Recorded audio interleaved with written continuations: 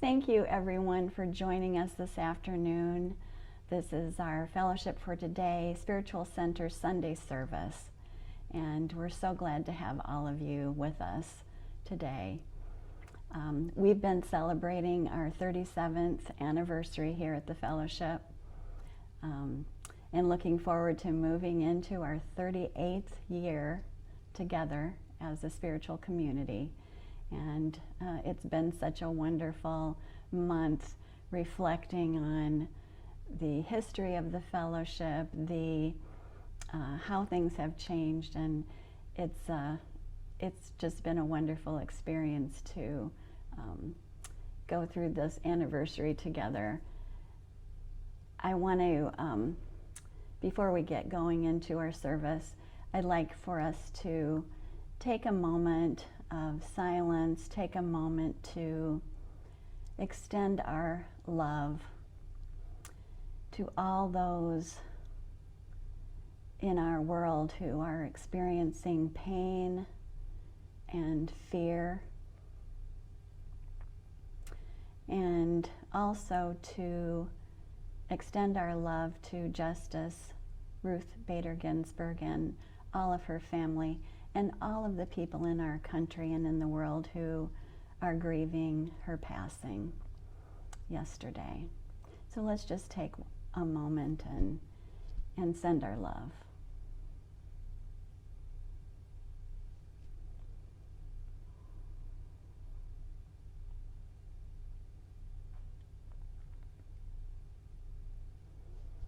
Thank you. Thank you, everyone.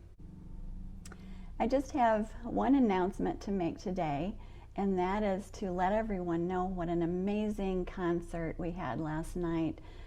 The concert that was in celebration of our anniversary and also a fundraiser for Fellowship. We had a lot of people join in last night on the live stream. But I also want everyone to know that this concert is available actually forever on our Facebook page, as well as on our Fellowship website and on our Fellowship YouTube page. So you can go and listen anytime you like.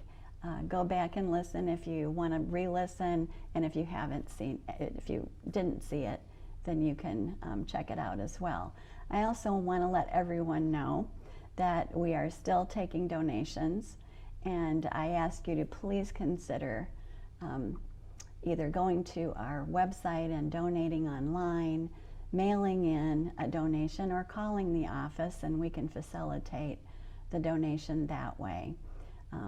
This has been a big fundraiser for us, and as you all know, we're not meeting together in person, so we are really counting on this fundraiser to fill in the gaps for not having our Sunday collection. So please, we're here to take your call or process that online. We appreciate so much all the generous donations people made last night and all those that will be forthcoming. So thank you so much.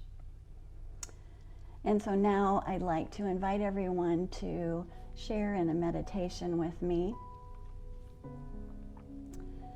And has the tradition of the fellowship for so long, let's take our 3 deep fellowship breaths with an audible ah at the end. Let's just relax ourselves, and I invite you to close your eyes. And let's just take that first big inhale.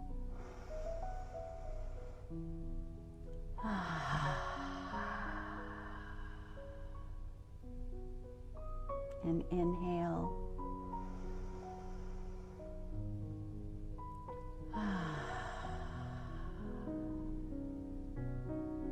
And breathing in.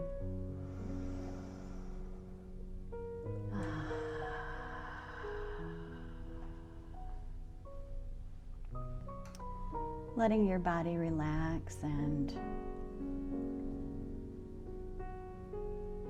bringing your full attention to our heart space. Maybe put your hand on your heart and bring your full focus to the sacred, loving place within. In fellowship, we come together to co-create in spiritual community.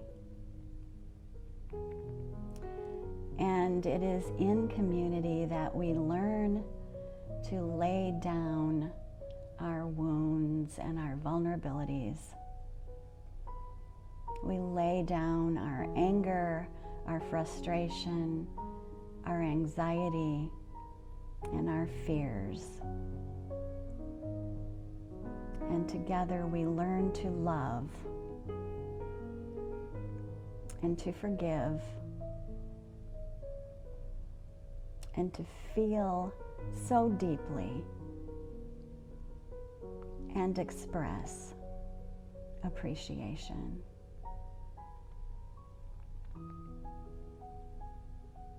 In our spiritual community, we journey together on the path of awakening. And together we clear the path of obstructions and open to awareness of divine love within. We awaken to our true selves.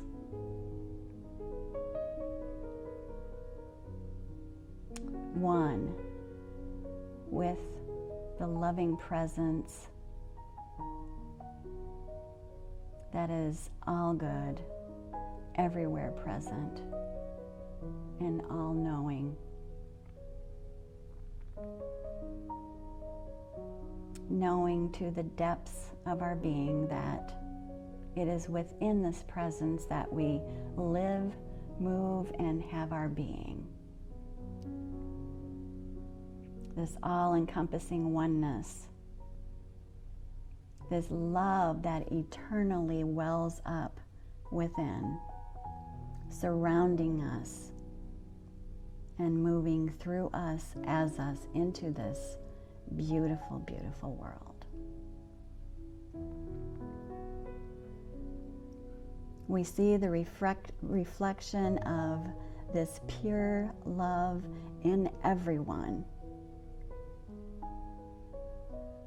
and recognize the light responding to us from everyone, every circumstance, every condition and experience. Together we share in the giving and receiving of open-hearted love with all beings. And our impact is felt throughout the universe. We are so deeply grateful for our fellowship community and for all of those who hold our hands as we walk home together. And together we say, and so it is. And so it is. Thank you, everyone. Thank you. And now I'm going to introduce our music for today.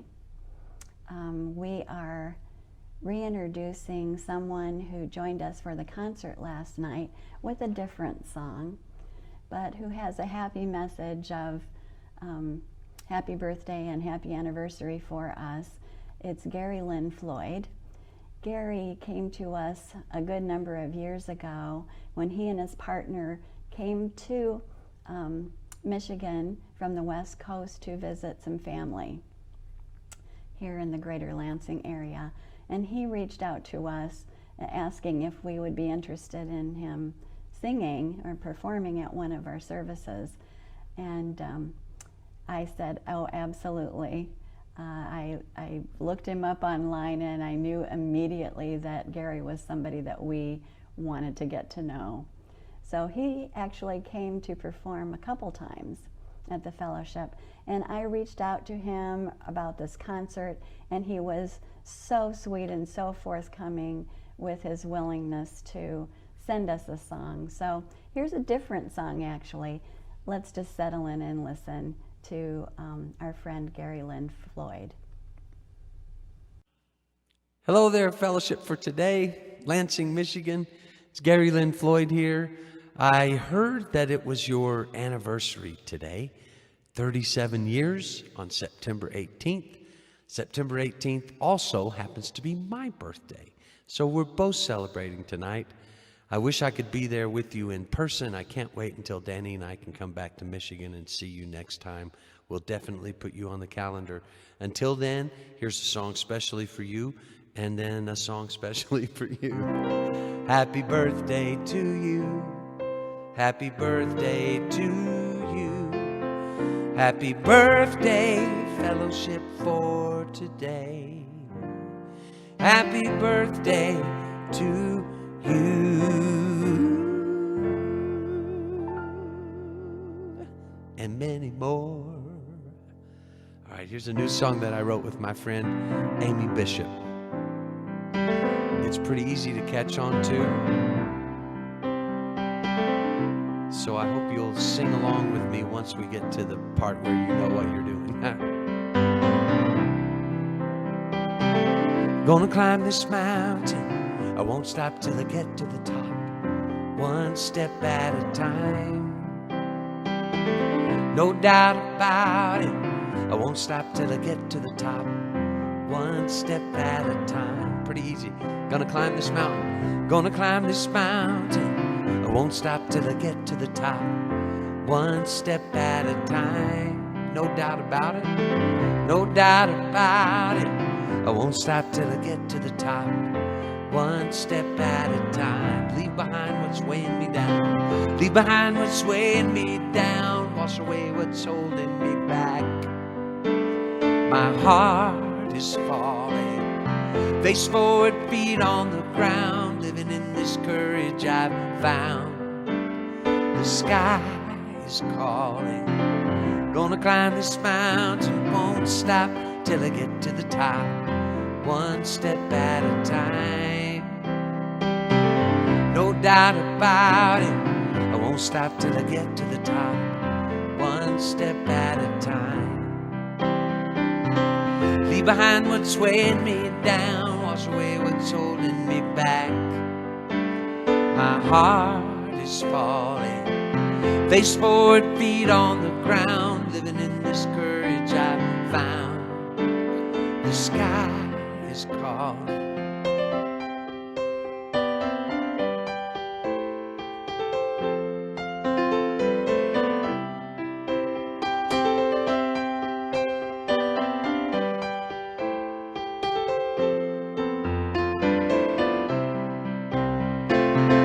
Gonna climb this mountain, won't stop till I get to the top, one step at a time.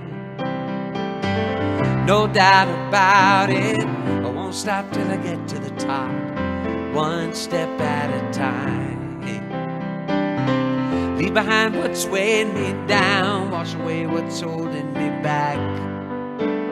My heart is falling, face forward, feet on the ground, living in this courage I've found. The sky is calling. Gonna climb this mountain, I won't stop till I get to the top, one step at a time. No doubt about it, won't stop till I get to the top, one step at a time. One step at a time, one step at a time, one step at a time, one step at a time. Yeah, one step at a time.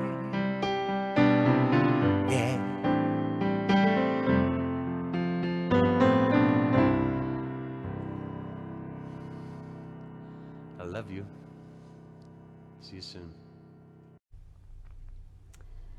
Wow, thank you, Gary. That was so nice of you, and such a beautiful, beautiful song. We really appreciate you and your willingness to share your wonderful talent with us. So now it's time for us to really, let's take a moment, and a very important moment, to acknowledge all of the abundance and blessings in our lives. We have so many gifts, and it really is important that we bring our awareness and our consciousness to this amazing abundance that flows to us and through us into the world. We are so appreciative of all of the generous donations that all of you make to our fellowship community, keeping us going, keeping us thriving and surviving. More than surviving, we're growing, and it's just been a wonderful, wonderful experience to see all of you coming to stepping up and being part of this virtual experience and making your donations virtually as well. So let us read together the blessing of our tithes and offerings. You'll see it on the screen. The light of divine love shines eternally, blessing and multiplying our tithes and offerings. I joyously give, knowing I always have enough to share and to spare. Thank you, everyone. And now I'm so happy to introduce our speaker for today, one of our speakers for today. It is our Minister Emeritus, Reverend Beth Monteith, and no more perfect person to share her reflections about the fellowship during this birthday celebration. So Beth, let's hear all of the lovely and wonderful reflections that you brought with you to share today. Thank you, Mary, for assigning me this opportunity to discuss or to present a bit of the history of the fellowship. And it's interesting in developing this because I've thought about so much about how we started, and I'd have to say that the fellowship was launched by the wonderful minister, Unity Minister Amalia Frank. Now, Amalia was the minister of Unity of Greater Lansing. She was the junior minister. There were two services, and she was the minister for the 9:30 service, and Reverend Emmons was there for the 11. And this is like 1980, 81, right around there, a long time ago now. And somehow, I'm not exactly sure how that worked, but the word went out that I'd probably be very interested in hearing this woman at the Unity Church speak. And that meant the 9:30 service, which in those years, in my 30s, that was early to get out on a Sunday morning. That was a sleep-in day. But I went and was so amazed at the dynamic and talented teacher that Amalia Frank was, that I, along with all the people that ended up starting the fellowship, were going to. So I think Lucille was there, Jim Noble, Tommy and Max Raines, and Phyllis Nix, and a whole lot of other people that became significant in that first launch, the first year of the fellowship, were at the Unity Church. And the reason they were there was because probably the most dynamic, amazing, talented teacher speaker any of us had ever heard then and even today was the presenter of that service. So we went to this teaching of this cute elderly lady that was not 5 foot tall and told what she said were dirty jokes. I don't recall it, they really were. But she was funny, she was in our face, she was directive, and completely magnetic, but she was there to teach us that if we wanted to improve our lives, we had to change our thoughts, break our habits, and think differently. And one of her main themes was that our lives are always the result of our thinking. Now, that was interesting. I mean, she wasn't really teaching us as we walked in there to be worshipful. She was teaching us to take charge of our thinking, our beliefs, our ideas, and that then we would be able to change our lives. And she was encouraging us to change our lives. It was such an interesting idea because her emphasis was not on our worshiping God, but discovering that our minds were limiting our expression, our divine expression, our loving expression, our strengths. Our minds were limiting that. So she taught us to sing and to remember that God is in charge of our lives and affairs, and only good can come to us if we allow God to be the God of love. And that she was living this truth, and that's what I discovered with her, is that she wasn't just saying that, she was doing it. So if God was in charge of everything in her life, then there was no reason to be afraid. It was a no fear, total trust world. So she lived right there at the church in that house next to it, in an apartment. And so she never locked her doors. She never locked her car. She lived as the example of the provision of God. I have a lovely memory. I had told her I would love to go with her when she presented like a workshop. So she was presenting a workshop in Bay City. And we had this appointment, and I got up that morning and we'd had a huge snowstorm.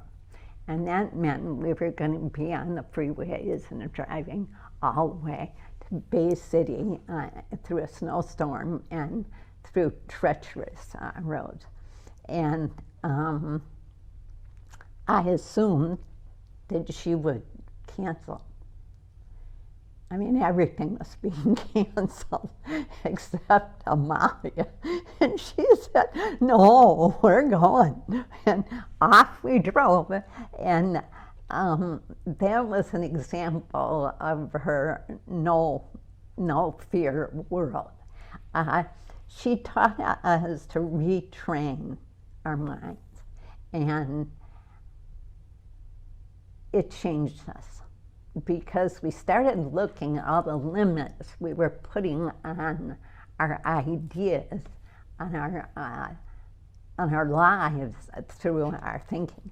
Now, I know that you, Mary, talk about the formation of the fellowship, and I'm just talking about Amalia because Amalia was the former of the fellowship.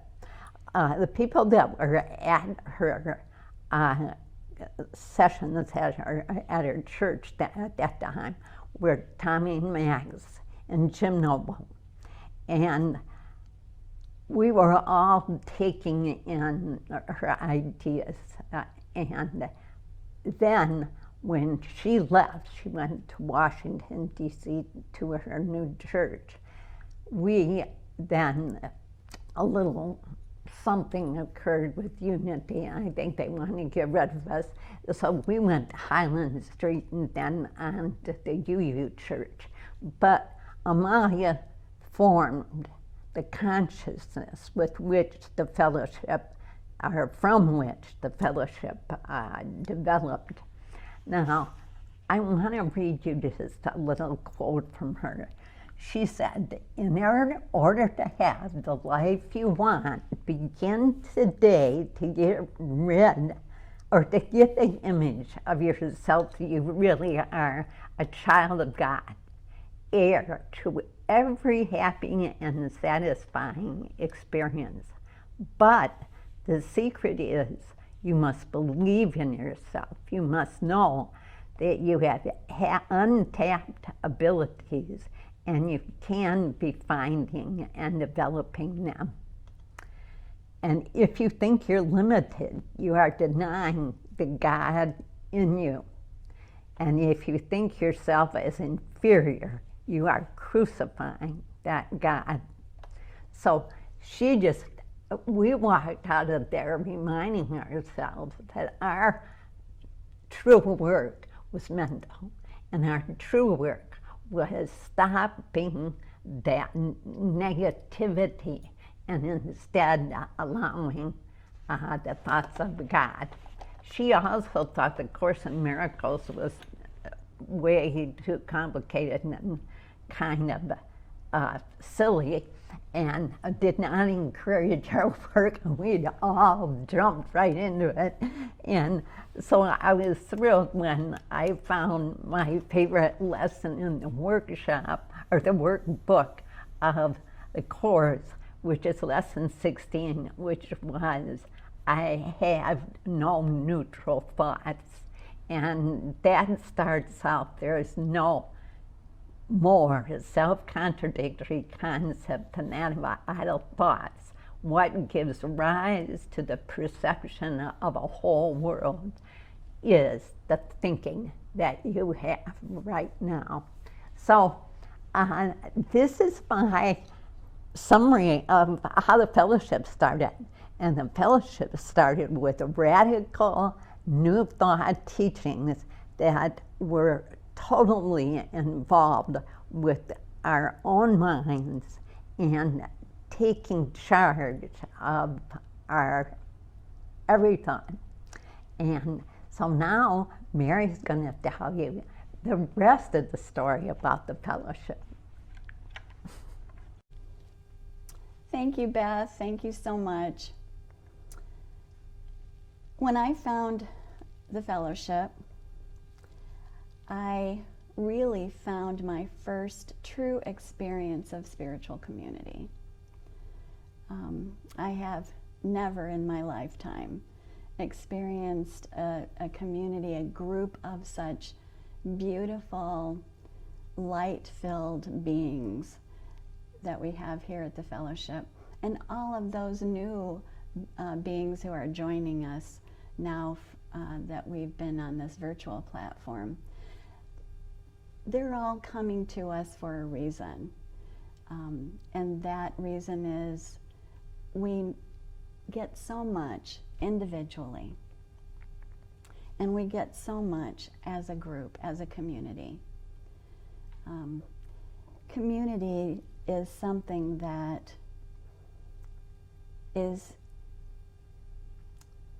has to be experienced before we can appreciate it as much as we do. And I know that all of our fellowship community does.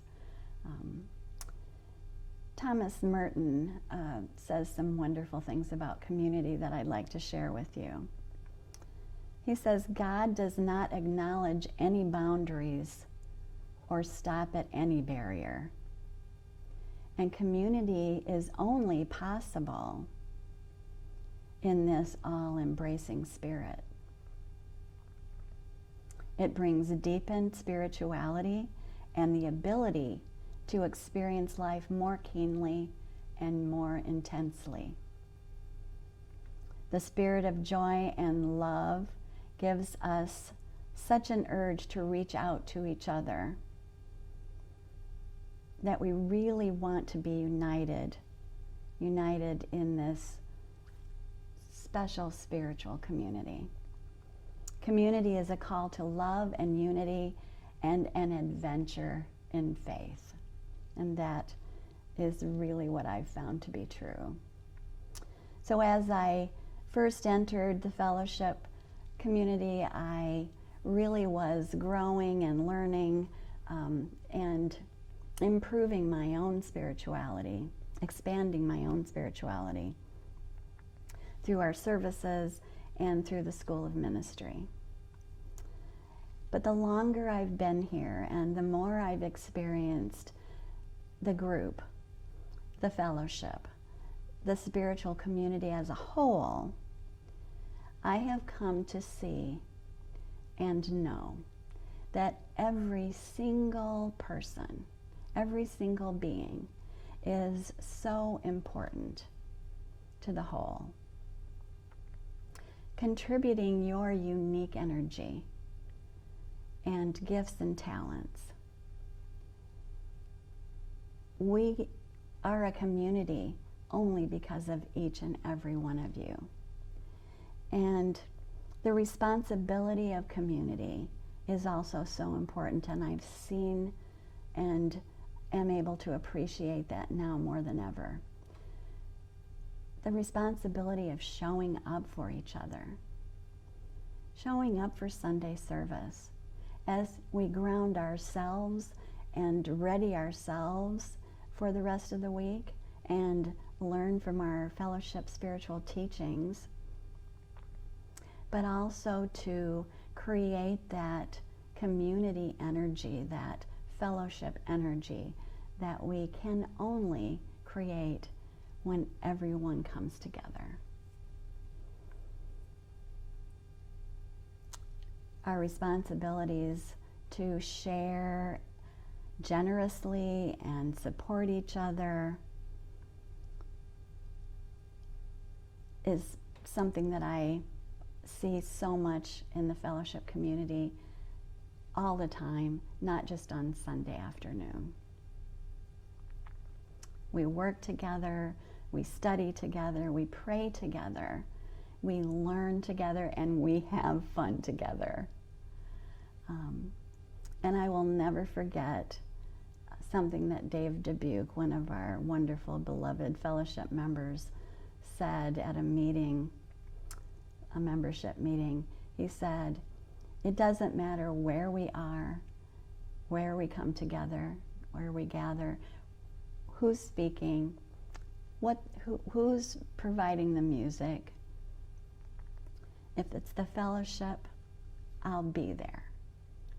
And honestly, that's the way I feel too.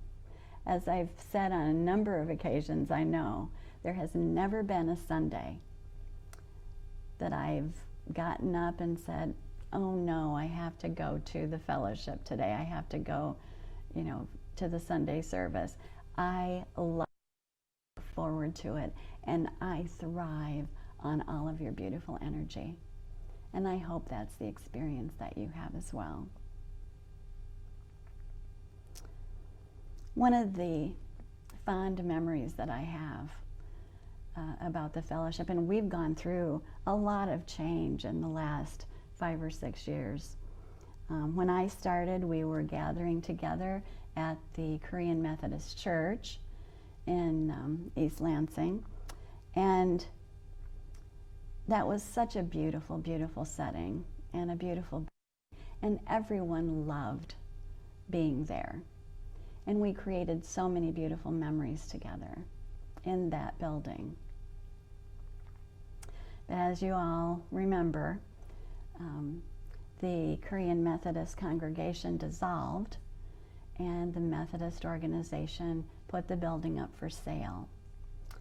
We were able to stay there for a good 6 months by ourselves in the building, and those were really wonderful times together. But eventually, another church organization purchased the building, and as soon as that happened, you may remember that we were given a week to vacate, and we had to turn in our keys, and every time we were in the building, someone from their organization was stationed in the building as well. Well, we were preparing for our final Sunday service in the building, and I was looking around the space in the sanctuary, looking out those big, beautiful windows that were in the front of the sanctuary, remembering all the times that the deer walked by, and everyone would stop right in the middle of service and stand up and watch them. It was so fun and so beautiful. Remembering the times that the sandhill crane would come right up to the window and look in and see what was going on in there. Again, just such a beautiful, beautiful setting with all the greenery and trees out those windows. And as I looked around the sanctuary that final Sunday, I could just feel and see all the emotion. People had Kleenexes out and tears in their eyes. It was a very emotional evening. But we all made it through our last service there, and as we gathered together in our peace circle, several of our members said, wait a minute, and they went to get the person who was stationed in the building that night from the new church organization, and it just happened to be that evening their associate minister. Well, it took a little persuading, but they did persuade her to come and join us in the circle, and she joined hands with all of us, and we, smiled and welcomed her in. And we sang that evening with such heart and such love.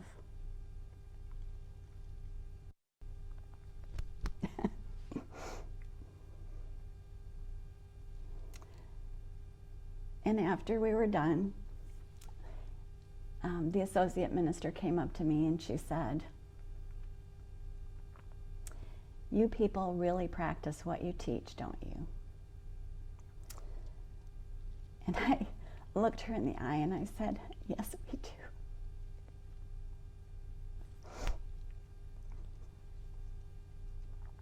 Sorry. I gave her a big hug and I wished her and her congregation well in their new home. We all gathered up our things and walked out that evening. And we've been on a journey since. We went to the Allen Street Market for a while and are now in the Red Cedar Friends building. And of course, in the last 6 months, have been sharing our time together virtually on Facebook. And it just doesn't matter. It's like Dave Dubuque said, it doesn't matter where we are. because it's the fellowship.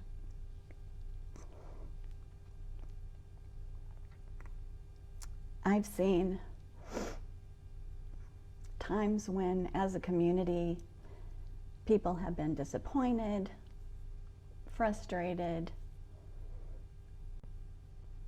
even angry with each other.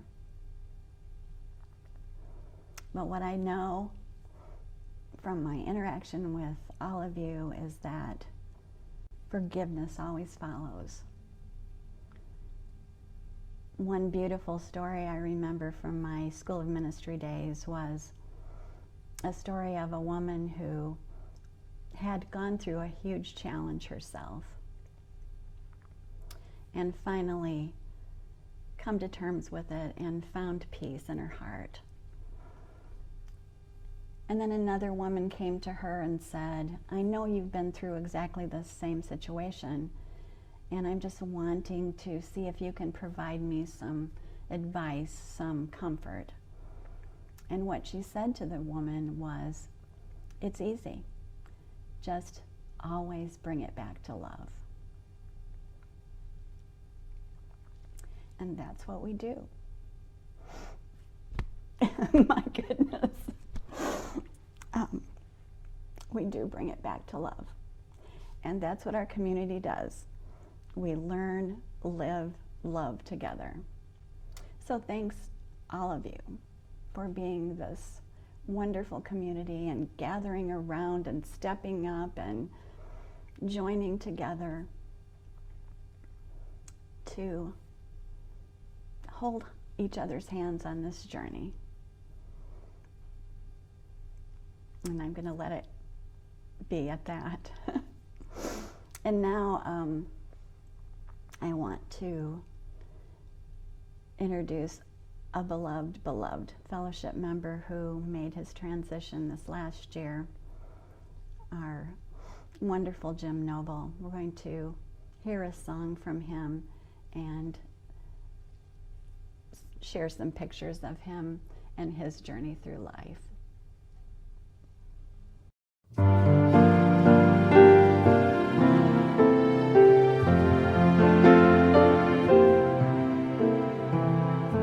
Our thoughts are prayers, and we are always praying.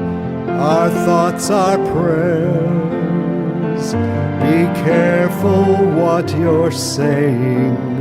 Seek a higher consciousness, a state of peacefulness, and know that God is always there. And every thought becomes our prayer. Our thoughts are prayers, and we are always praying. Our thoughts are prayers. Take charge of what you're saying. Seek a higher consciousness, a state of peacefulness, and know that God is always there.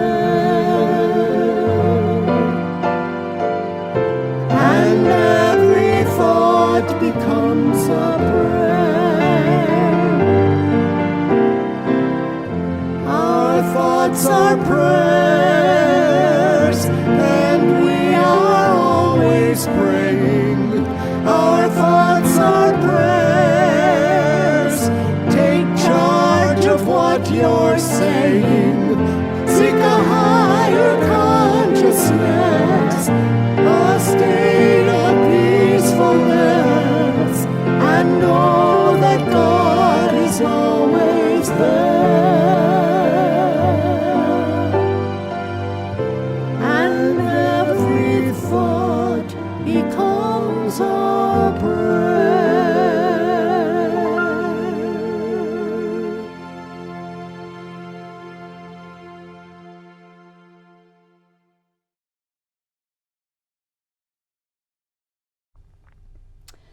Jim, I know you're right here with us, today as we're celebrating our anniversary. You always facilitated the most wonderful anniversaries at the fellowship, providing these beautiful big Mediterranean meals and lovely cakes. So I know you're here with us celebrating, and our hearts are with you. You know how much we love you. And so now, in keeping with another fellowship tradition over the many, many years that we've been together, let's finish up by standing and joining in this huge virtual peace circle that we have now. Put out your hands and really imagine your neighbor's hand in yours and the love that is swirling around this energetic circle of light and love. We'll sing our peace circle, and then we will close with our blessing. The words will be on the screen. So please know how much I love you and how much I think of you every day. And as we continue on into our 38th year, I welcome all of you to join with me and continue on this journey of fellowship together. Please have a wonderful week, and I'll see you next Sunday.